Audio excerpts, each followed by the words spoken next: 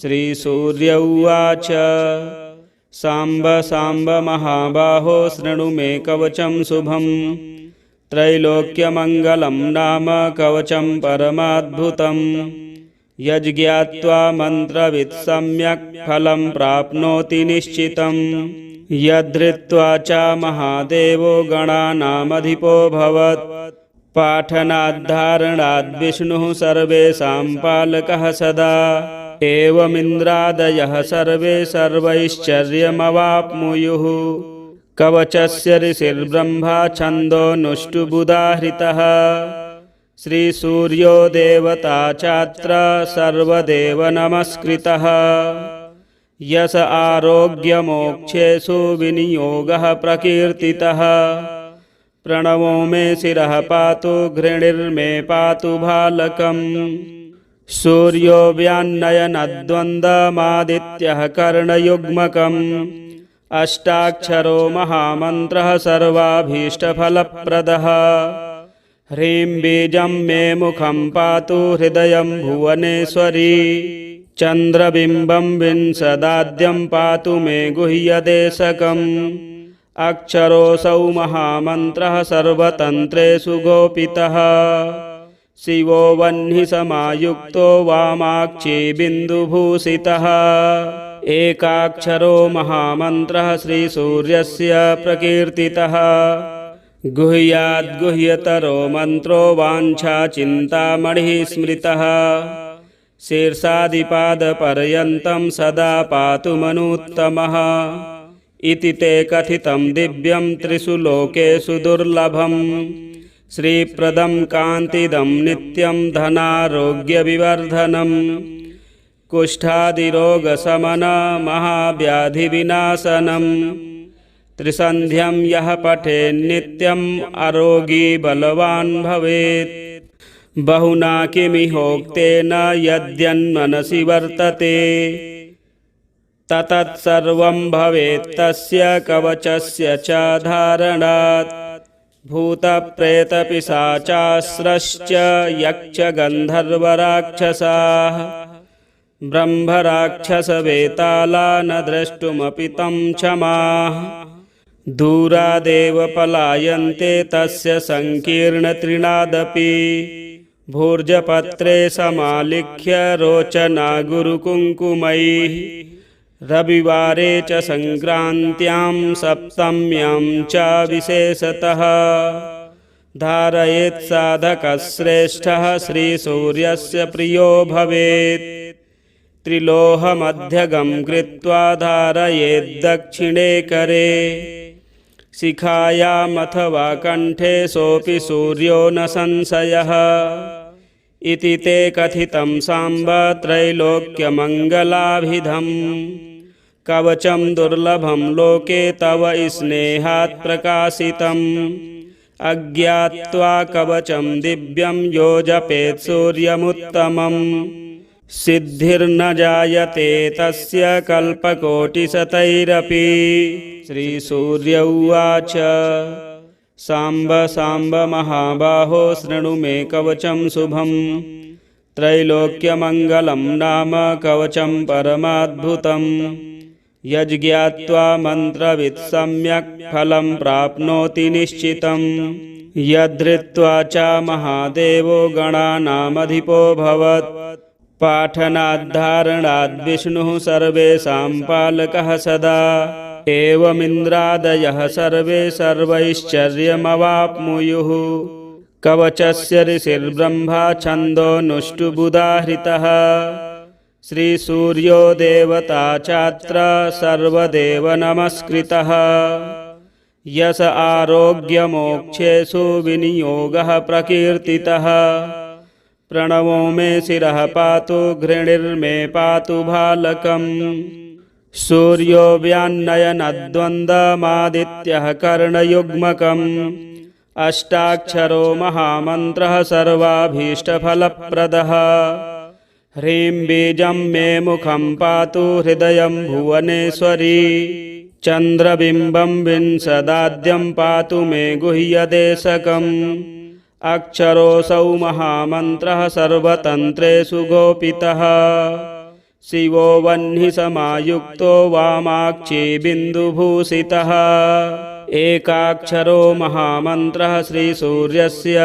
प्रकीर्तितः गुह्याद्गुह्यतरो मन्त्रो वाञ्छाचिन्तामणिः स्मृतः शीर्षादिपादपर्यन्तं सदा पातु मनुत्तमः इति ते कथितं दिव्यं त्रिषु लोकेषु दुर्लभम् श्रीप्रदं कान्तिदं नित्यं धनारोग्यविवर्धनम् कुष्ठादिरोगशमनं महाव्याधिविनाशनम् त्रिसन्ध्यं यः पठेन्नित्यम् अरोगी बलवान् भवेत् बहुना किमिहोक्तेन यद्यन्मनसि वर्तते ततत्सर्वं भवेत् तस्य कवचस्य च धारणात् भूतप्रेतपिशाचास्रश्च यक्षगन्धर्वराक्षसाः ब्रह्मराक्षसवेताला न द्रष्टुमपि तं क्षमाः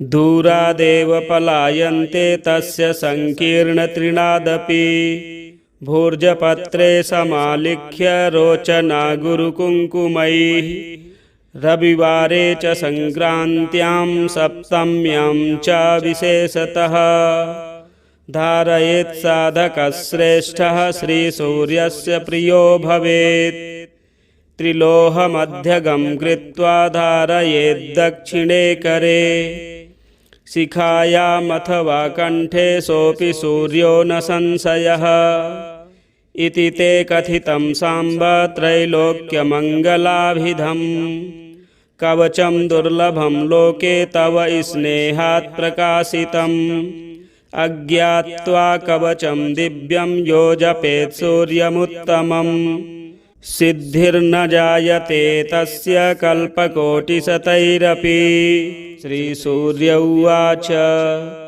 साम्ब साम्ब महाबाहो शृणु मे कवचं शुभं त्रैलोक्यमङ्गलं नाम कवचं परमाद्भुतं यज्ज्ञात्वा मन्त्रवित् सम्यक् फलं प्राप्नोति निश्चितं यद्धृत्वा च महादेवो गणानामधिपोऽभवत् पाठनाद्धारणाद्विष्णुः सर्वेषां पालकः सदा एवमिन्द्रादयः सर्वे सर्वैश्चर्यमवाप्नुयुः कवचस्य ऋषिर्ब्रह्मा छन्दोनुष्टुबुधाहृतः श्रीसूर्यो देवता चात्र सर्वदेव नमस्कृतः यश आरोग्यमोक्षेषु विनियोगः प्रकीर्तितः प्रणवो मे शिरः पातु घृणिर्मे पातु भालकम् सूर्यो व्यान्नयनद्वन्द्वमादित्यः कर्णयुग्मकम्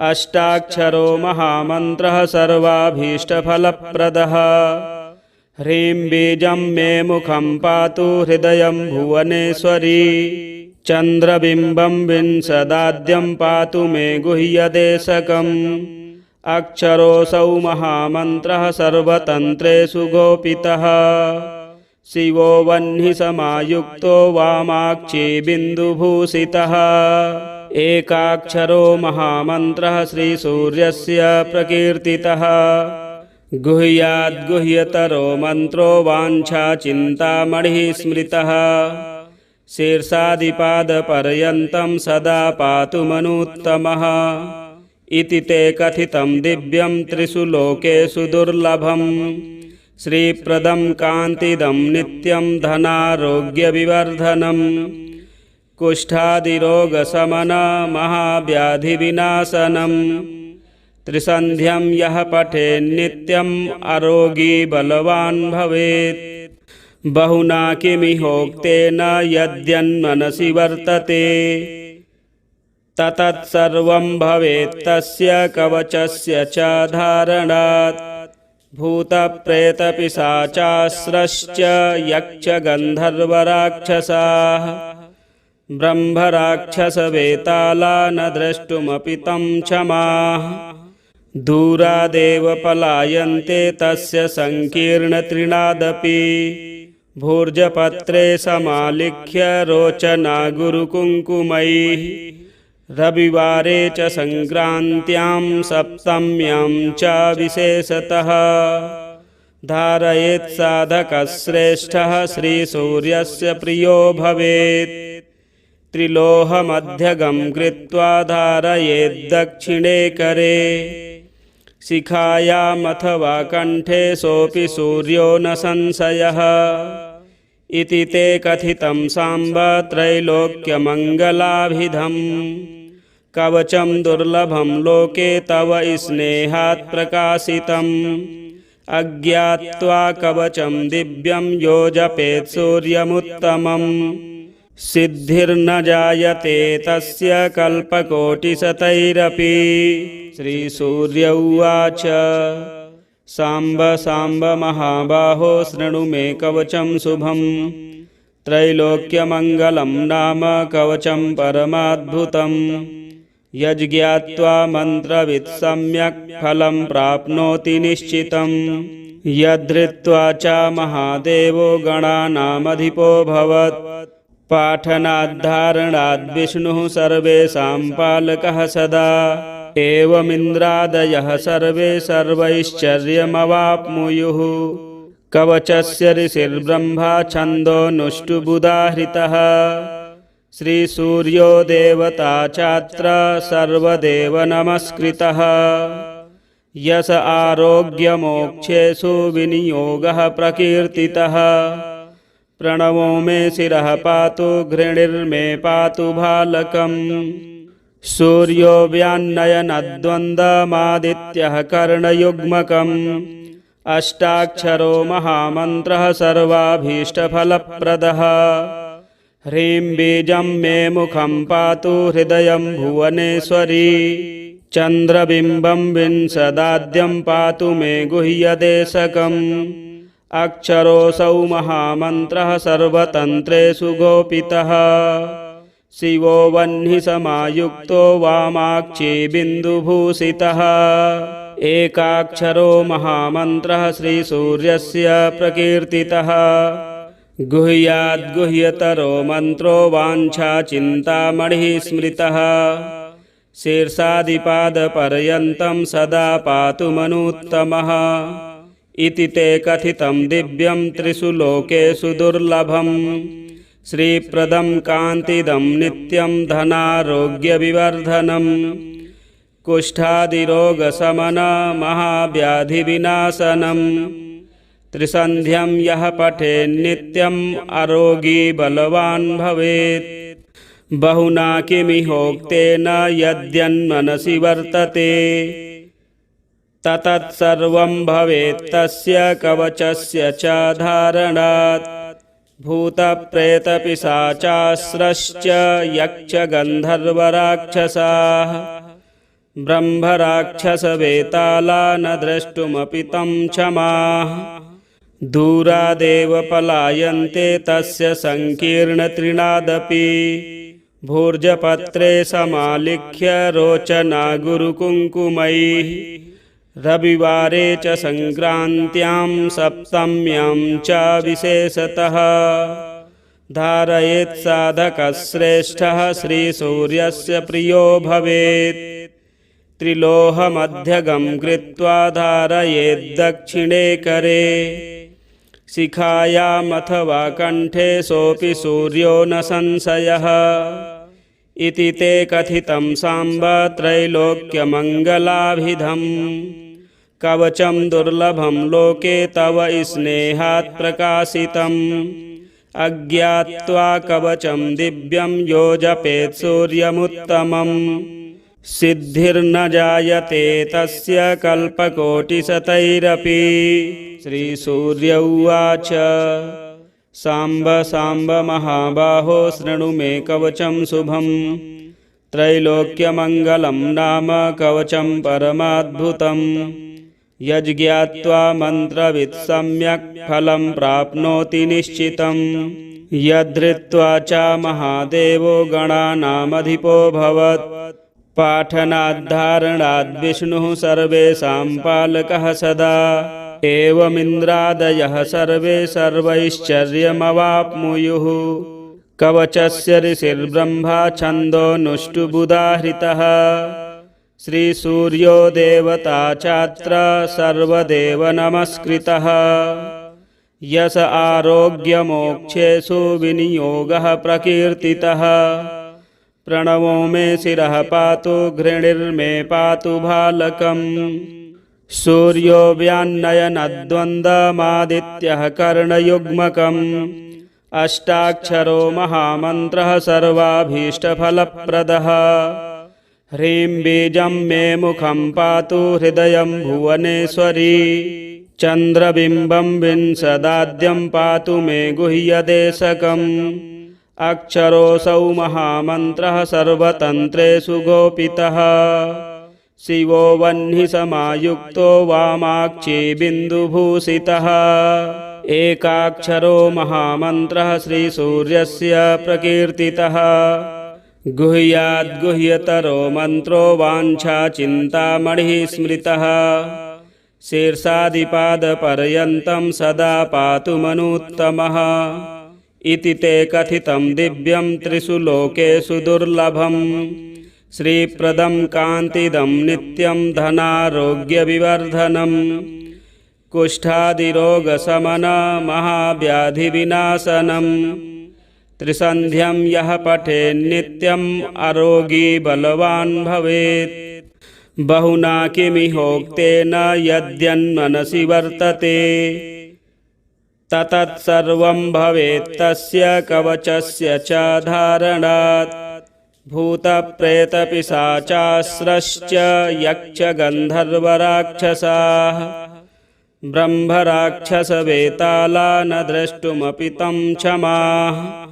दूरादेव पलायन्ते तस्य संकीर्णतृणादपि भूर्जपत्रे समालिख्य रोचना गुरुकुङ्कुमैः रविवारे च संक्रान्त्यां सप्तम्यां च विशेषतः धारयेत् साधकः श्रेष्ठः श्रीसूर्यस्य प्रियो भवेत् त्रिलोहमध्यगं कृत्वा धारयेद्दक्षिणे करे शिखायामथवा कण्ठे सोऽपि सूर्यो न संशयः इति ते कथितं साम्ब त्रैलोक्यमङ्गलाभिधम् कवचं दुर्लभं लोके तव स्नेहात् प्रकाशितम् अज्ञात्वा कवचं दिव्यं यो जपेत् सूर्यमुत्तमम् सिद्धिर्न जायते तस्य कल्पकोटिशतैरपि श्रीसूर्य उवाच साम्ब साम्ब महाबाहो शृणु मे कवचं शुभं त्रैलोक्यमङ्गलं नाम कवचं परमाद्भुतं यज्ज्ञात्वा मन्त्रवित् सम्यक् फलं प्राप्नोति निश्चितं यद्धृत्वा च महादेवो गणानामधिपोऽभवत् पाठनाद्धारणाद्विष्णुः सर्वेषां पालकः सदा एवमिन्द्रादयः सर्वे सर्वैश्चर्यमवाप्नुयुः कवचस्य ऋषिर्ब्रह्मा छन्दोनुष्टुबुधाहृतः श्रीसूर्यो देवता चात्र सर्वदेव नमस्कृतः यश आरोग्यमोक्षेषु विनियोगः प्रकीर्तितः प्रणवो मे शिरः पातु घृणिर्मे पातु भालकम् सूर्यो व्यान्नयनद्वन्द्वमादित्यः कर्णयुग्मकम् अष्टाक्षरो महामन्त्रः सर्वाभीष्टफलप्रदः ह्रीं बीजं मे मुखं पातु हृदयं भुवनेश्वरी चन्द्रबिम्बं विंशदाद्यं पातु मे गुह्यदेशकम् अक्षरोऽसौ महामन्त्रः सर्वतन्त्रेषु गोपितः शिवो वह्नि समायुक्तो वामाक्षी बिन्दुभूषितः एकाक्षरो महामन्त्रः श्रीसूर्यस्य प्रकीर्तितः गुह्याद्गुह्यतरो मन्त्रो वाञ्छाचिन्तामणिः स्मृतः शीर्षादिपादपर्यन्तं सदा पातु मनुत्तमः इति ते कथितं दिव्यं त्रिषु लोकेषु दुर्लभम् श्रीप्रदं कान्तिदं नित्यं धनारोग्यविवर्धनम्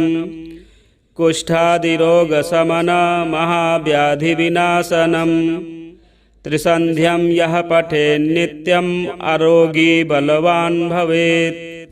बहुना किमिहोक्तेन यद्यन्मनसि वर्तते ततत्सर्वं भवेत्तस्य कवचस्य च धारणात्। भूतप्रेतपिशाचास्रश्च यक्षगन्धर्वराक्षसाः ब्रह्मराक्षसवेताला न द्रष्टुमपि तं क्षमाः। दूरादेव पलायन्ते तस्य सङ्कीर्णतृणादपि भूर्जपत्रे समालिख्य रोचना गुरुकुङ्कुमैः। रविवारे च संक्रान्त्यां सप्तम्यां च विशेषतः धारयेत् साधकश्रेष्ठः श्रीसूर्यस्य प्रियो भवेत्। त्रिलोहमध्यगं कृत्वा धारयेत् दक्षिणे करे शिखायामथवा कण्ठे सोऽपि सूर्यो न संशयः। इति ते कथितं साम्ब त्रैलोक्यमङ्गलाभिधम् कवचं दुर्लभं लोके तव स्नेहात् प्रकाशितम्। अज्ञात्वा कवचं दिव्यं यो जपेत् सूर्यमुत्तमम् सिद्धिर्न जायते तस्य कल्पकोटिशतैरपि। श्रीसूर्य उवाच साम्ब साम्ब महाबाहो शृणु मे कवचं शुभं। त्रैलोक्यमङ्गलं नाम कवचं परमाद्भुतं। यज्ज्ञात्वा मन्त्रवित् सम्यक् फलं प्राप्नोति निश्चितं। यद्धृत्वा च महादेवो गणानामधिपोऽभवत् पाठनाद्धारणाद् विष्णुः सर्वेषां पालकः सदा। एवमिन्द्रादयः सर्वे सर्वैश्चर्यमवाप्नुयुः। कवचस्य ऋषिर्ब्रह्मा छन्दोनुष्टुबुधाहृतः। श्रीसूर्यो देवता चात्र सर्वदेव नमस्कृतः। यश आरोग्यमोक्षेषु विनियोगः प्रकीर्तितः। प्रणवो मे शिरः पातु घृणिर्मे पातु भालकम्। सूर्यो व्यान्नयनद्वन्द्वमादित्यः कर्णयुग्मकम्। अष्टाक्षरो महामन्त्रः सर्वाभीष्टफलप्रदः। ह्रीं बीजं मे मुखं पातु हृदयं भुवनेश्वरी। चन्द्रबिम्बं विंशदाद्यं पातु मे गुह्यदेशकम्। अक्षरोऽसौ महामन्त्रः सर्वतन्त्रेषु गोपितः। शिवो वह्निसमायुक्तो वामाक्षी बिन्दुभूषितः। एकाक्षरो महामन्त्रः श्रीसूर्यस्य प्रकीर्तितः।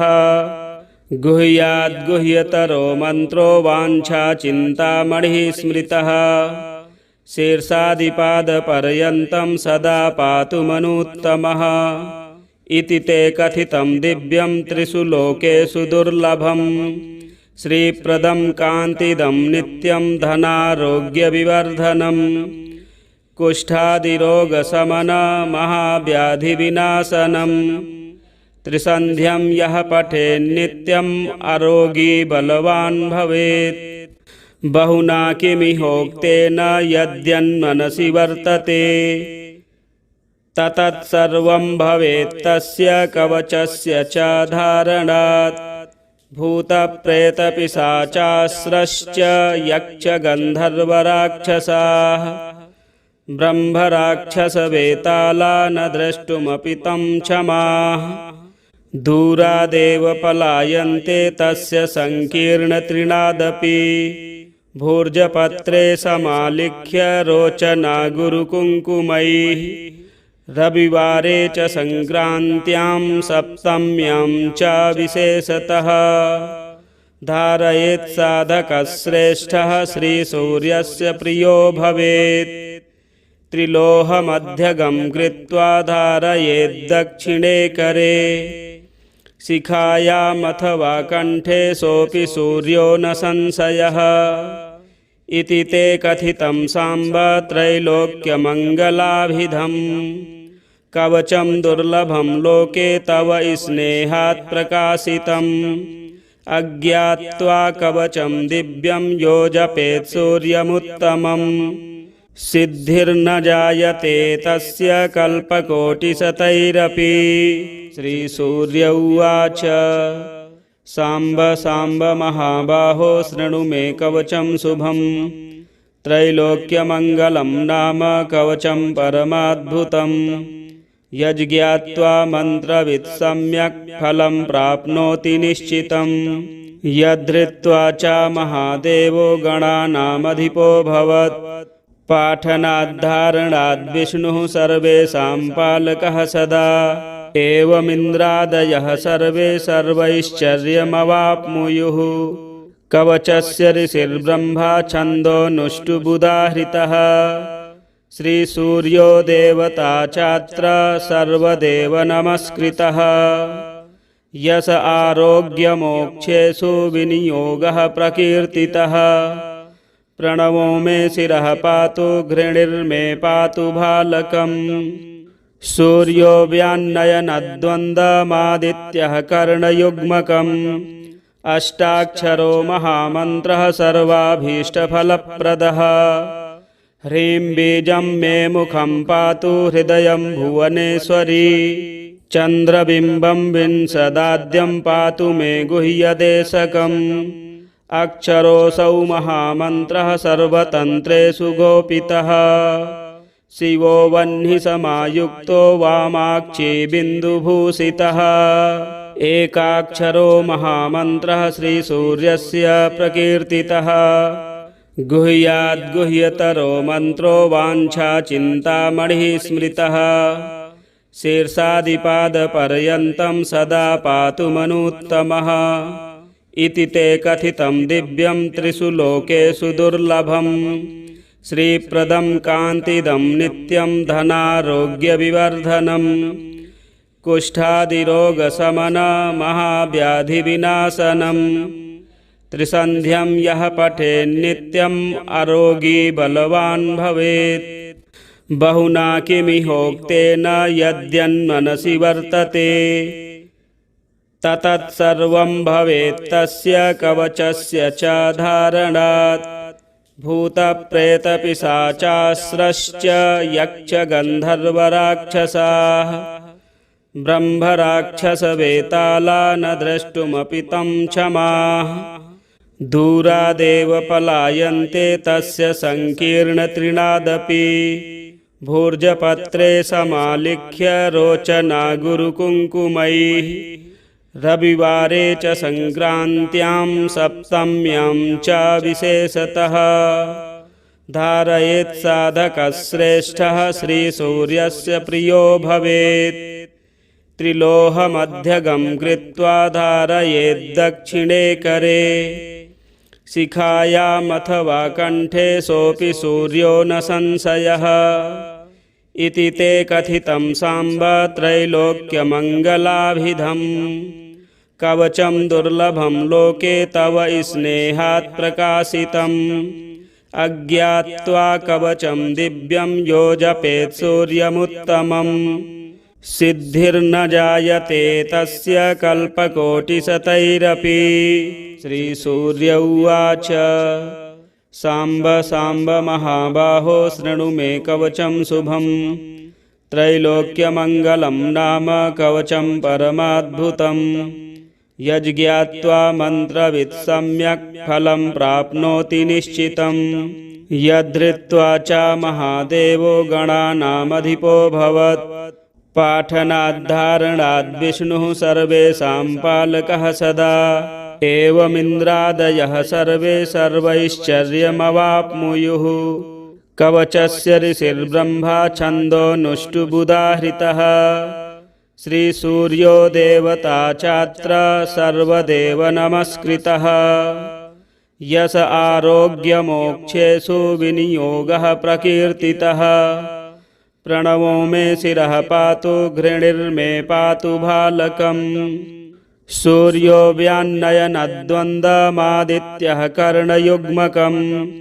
अष्टाक्षरो महामन्त्रः सर्वाभीष्टफलप्रदः ह्रीं बीजं मे मुखं पातु हृदयं भुवनेश्वरी चन्द्रबिम्बं विंशदाद्यं पातु मे गुह्यदेशकम् अक्षरोऽसौ महामन्त्रः सर्वतन्त्रेषु गोपितः शिवो वह्निसमायुक्तो वामाक्षी बिन्दुभूषितः एकाक्षरो महामन्त्रः श्रीसूर्यस्य प्रकीर्तितः गुह्याद्गुह्यतरो मन्त्रो वाञ्छाचिन्तामणिः स्मृतः शीर्षादिपादपर्यन्तं सदा पातु मनुत्तमः इति ते कथितं दिव्यं त्रिषु लोकेषु दुर्लभम् श्रीप्रदं कान्तिदं नित्यं धनारोग्यविवर्धनम् कुष्ठादिरोगशमनं महाव्याधिविनाशनम् त्रिसन्ध्यं यः पठेन्नित्यम् अरोगी बलवान् भवेत् बहुना किमिहोक्तेन यद्यन्मनसि वर्तते ततत्सर्वं भवेत् तस्य कवचस्य च धारणात् भूतप्रेतपिशाचास्रश्च यक्षगन्धर्वराक्षसाः ब्रह्मराक्षसवेताला न द्रष्टुमपि तं क्षमाः दूरादेव पलायन्ते तस्य सङ्कीर्णतृणादपि भूर्जपत्रे समालिख्य रोचना गुरुकुङ्कुमैः रविवारे च संक्रान्त्यां सप्तम्यां च विशेषतः धारयेत् साधकश्रेष्ठः श्रीसूर्यस्य प्रियो भवेत् त्रिलोहमध्यगं कृत्वा धारयेत् दक्षिणे करे शिखायामथवा कण्ठे सोऽपि सूर्यो न संशयः इति ते कथितं साम्ब त्रैलोक्यमङ्गलाभिधम् कवचं दुर्लभं लोके तव स्नेहात् प्रकाशितम् अज्ञात्वा कवचं दिव्यं यो जपेत् सूर्यमुत्तमम् सिद्धिर्न जायते तस्य कल्पकोटिशतैरपि श्रीसूर्य उवाच साम्ब साम्ब महाबाहो शृणु मे कवचं शुभं त्रैलोक्यमङ्गलं नाम कवचं परमाद्भुतं यज्ज्ञात्वा मन्त्रवित् सम्यक् फलं प्राप्नोति निश्चितं यद्धृत्वा च महादेवो गणानामधिपो भवत् पाठनाद्धारणाद्विष्णुः सर्वेषां पालकः सदा एवमिन्द्रादयः सर्वे सर्वैश्चर्यमवाप्नुयुः कवचस्य ऋषिर्ब्रह्मा छन्दोनुष्टुबुधाहृतः श्रीसूर्यो देवता चात्र सर्वदेव नमस्कृतः यश आरोग्यमोक्षेषु विनियोगः प्रकीर्तितः प्रणवो मे शिरः पातु घृणिर्मे पातु भालकम् सूर्यो व्यान्नयनद्वन्द्वमादित्यः कर्णयुग्मकम् अष्टाक्षरो महामन्त्रः सर्वाभीष्टफलप्रदः ह्रीं बीजं मे मुखं पातु हृदयं भुवनेश्वरी चन्द्रबिम्बं विंशदाद्यं पातु मे गुह्यदेशकम् अक्षरोऽसौ महामन्त्रः सर्वतन्त्रेषु गोपितः शिवो वह्निसमायुक्तो वामाक्षी बिन्दुभूषितः एकाक्षरो महामन्त्रः श्रीसूर्यस्य प्रकीर्तितः गुह्याद्गुह्यतरो मन्त्रो वाञ्छाचिन्तामणिः स्मृतः शीर्षादिपादपर्यन्तं सदा पातु मनुत्तमः इति ते कथितं दिव्यं त्रिषु लोकेषु दुर्लभम् श्रीप्रदं कान्तिदं नित्यं धनारोग्यविवर्धनम् कुष्ठादिरोगशमनं महाव्याधिविनाशनम् त्रिसन्ध्यं यः पठेन्नित्यम् अरोगी बलवान् भवेत् बहुना किमिहोक्तेन यद्यन्मनसि वर्तते ततत्सर्वं भवेत् तस्य कवचस्य च धारणात् भूतप्रेतपिशाचास्रश्च यक्षगन्धर्वराक्षसाः ब्रह्मराक्षसवेताला न द्रष्टुमपि तं क्षमाः दूरादेव पलायन्ते तस्य सङ्कीर्णतृणादपि भूर्जपत्रे समालिख्य रोचना गुरुकुङ्कुमैः रविवारे च संक्रान्त्यां सप्तम्यां च विशेषतः धारयेत् साधकश्रेष्ठः श्रीसूर्यस्य प्रियो भवेत्। त्रिलोहमध्यगं कृत्वा धारयेद्दक्षिणे करे शिखायामथवा कण्ठे सोऽपि सूर्यो न संशयः। इति ते कथितं साम्ब त्रैलोक्यमङ्गलाभिधम् कवचं दुर्लभं लोके तव स्नेहात् प्रकाशितम्। अज्ञात्वा कवचं दिव्यं यो जपेत् सूर्यमुत्तमम् सिद्धिर्न जायते तस्य कल्पकोटिशतैरपि। श्रीसूर्य उवाच साम्ब साम्ब महाबाहो शृणु मे कवचं शुभं त्रैलोक्यमङ्गलं नाम कवचं परमाद्भुतम्। यज्ज्ञात्वा मन्त्रवित् सम्यक् फलं प्राप्नोति निश्चितम्। यद्धृत्वा च महादेवो गणानामधिपोऽभवत् पाठनाद्धारणाद् विष्णुः सर्वेषां पालकः सदा।